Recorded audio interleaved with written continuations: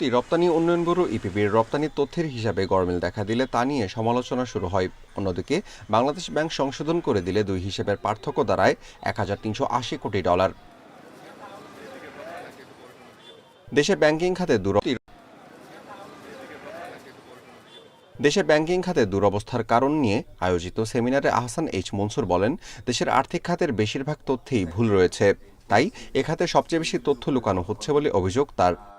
আর্থিক খাত এই যে একটা অবস্থাটা আমার আমার আবার টাকার দাম থাকতো সেটাও নেই, আবার ডলার সেটাও নেই।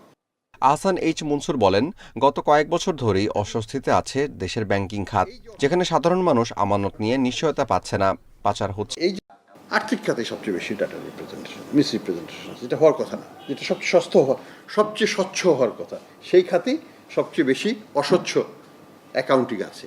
টাকাও নাই, ডলারও নাই, এই যে একটা অবস্থাটা আমার আমার আবার টাকা